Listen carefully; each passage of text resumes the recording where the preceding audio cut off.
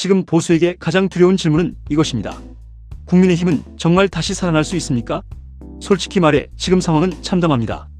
윤석열 전 대통령의 계엄령 시도 이후 보수는 국민 앞에 고개를 들기 어려운 처지가 됐습니다.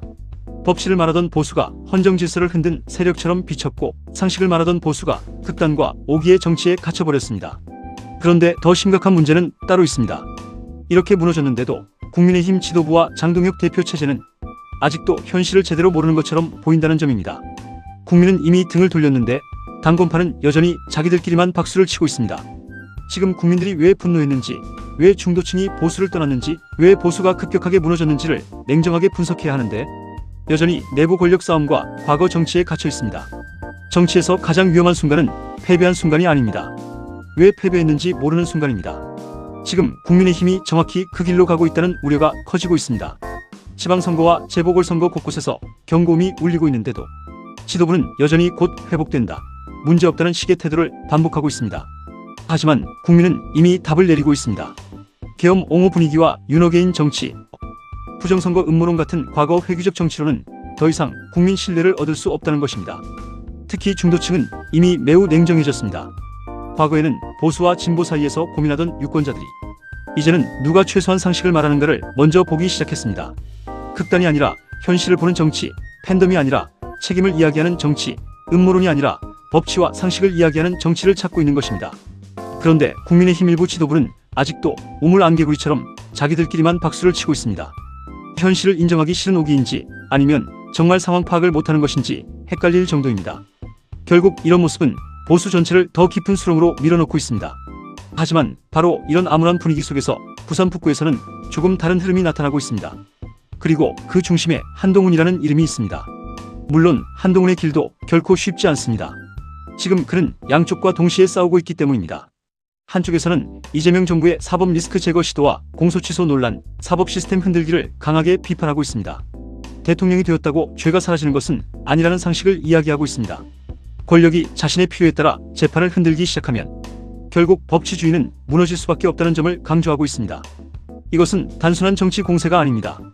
대한민국 법치주의의 최소한을 지키기 위한 싸움에 가깝습니다. 지금 많은 국민들이 불안해하는 것도 바로 그 지점입니다. 대통령 개인의 사법 리스크를 정치 권력으로 덮으려는 모습이 반복된다면 결국 피해를 보는 것은 국민이라는 사실을 국민들도 알고 있기 때문입니다. 동시에 한동훈은 보수 내부의 극단화와도 싸우고 있습니다. 윤호개인 정치와 거리 두기를 시도하고 있고, 계엄 옹호 분위기와 부정선거 음모론에도 선을 그으려 하고 있습니다. 바로 이 지점 때문에 일부 강경 보수층은 한동훈을 공격하고 있습니다. 하지만 역설적으로 바로 그 지점에서 중도층은 다시 한동훈에게 관심을 보내기 시작했습니다. 왜일까요? 국민들은 지금 완벽한 정치인을 원하는 것이 아닙니다.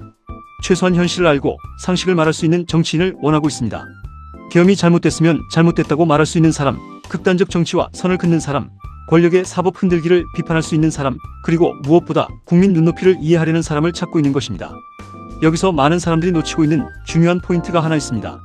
지금 한동훈의 싸움은 단순히 부산 북구 국회의원 한 자리를 얻기 위한 싸움이 아니라는 점입니다. 이것은 보수가 다시 국민 신뢰를 회복할 수 있는가에 대한 상징 싸움에 더 가깝습니다.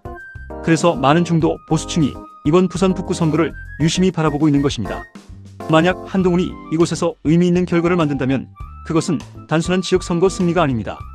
보수는 아직 완전히 끝나지 않았다는 신호가 될 수 있습니다. 특히 윤석열 전 대통령의 계엄 논란 이후 완전히 무너진 보수 이미지 속에서 다시 법치와 상식의 보수를 복원할 수 있다는 희망의 상징이 될 수 있습니다. 반대로 만약 국민의힘이 여전히 과거 정치와 극단 정치에 갇혀 변화하지 못한다면 보수의 미래는 정말 더 어려워질 수도 있습니다. 지금 국민들이 원하는 것은 과거의 보수가 아닙니다. 국민은 달라진 보수를 원하고 있습니다. 책임질 줄 아는 보수, 상식을 말하는 보수, 극단과 결별한 보수를 원하고 있는 것입니다. 물론 아직 갈 길은 멉니다.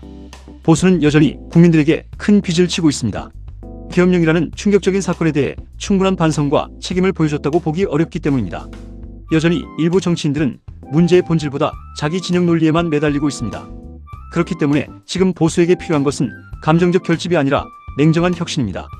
보수가 다시 살아나려면 반드시 바뀌어야 합니다. 과거의 팬덤 정치와 결별해야 합니다.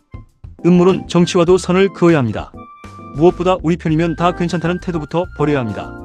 국민은 더 이상 그런 정치에 속지 않습니다. 부산 북구에서 시작된 흐름은 아직 작은 불꽃처럼 보일 수 있습니다. 하지만 역사를 보면 거대한 변화는 언제나 작은 불꽃에서 시작됐습니다. 지금 중도 보수층은 그 불꽃이 꺼지지 않기를 바라고 있습니다. 그리고 그 바람이 부산을 넘어 전국으로 퍼져나가기를 기대하고 있습니다. 대한민국 보수는 지금 선택의 갈림길에 서 있습니다.